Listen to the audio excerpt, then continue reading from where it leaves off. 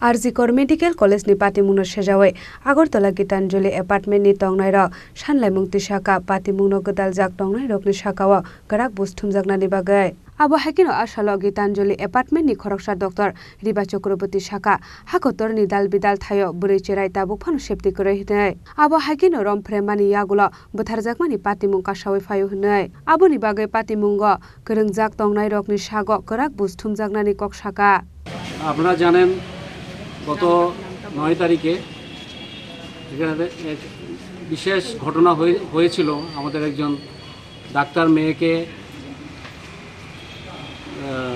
ধর্ষণ করা হয়েছিল এবং ওকে হত্যা করা হয়েছিল এবং তারপরে আমরা দেখেছি বিভিন্ন সময় যে এভিডেন্সগুলো ছিল এগুলো টেম্পারিং করা হয়েছে আর পুলিশের সামনে বিভিন্ন সময় এই জিনিসগুলো হয়েছে তো আমরা এই জন্য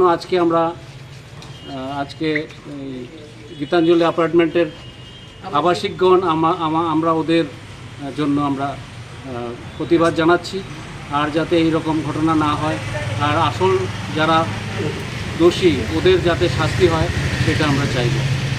ধন্যবাদ। নমস্কার, আমি গীতাঞ্জলির পক্ষ থেকে বলছি।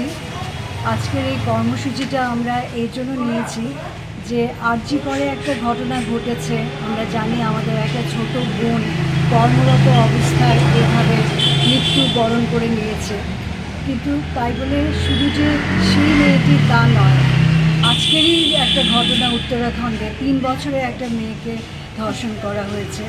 এরকম প্রতিনিয়ত দেশে বিদেশে মেয়েদের মানে কোনো নিরাপদ জায়গা নেই। মেয়েরা নিরাপদ নয় বলেই আমরা সবাই আজকে মেয়েদের নিরাপত্তা, মেয়েদের সম্মান, মেয়েদের অস্তিত্ব রক্ষার জন্যে আমরা আজকে সব এখানে প্রতিবাদ জানাতে এগিয়ে এসছি আর কি।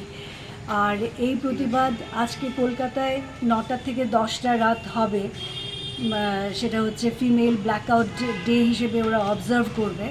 তো আমরা এখানে একটু আগে করে নিচ্ছি, কারণ অনেকেরই অসুবিধে আছে, বাচ্চা আছে ছোট, যেহেতু আমরা সবাই এখানকার বাসিন্দা, রেসিডেন্টস, আর বয়স্ক লোকেরা আছেন, অসুস্থ লোকেরা আছেন, তার জন্য আমরা একটু আগে করে নিচ্ছি ব্যাপারটা। আপনাদের দাবিটা কি?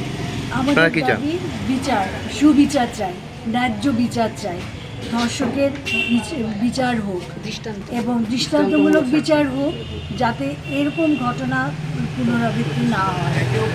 রাজাখর আগুলির সিমি প্রণব নিককথুম চিনিখরা।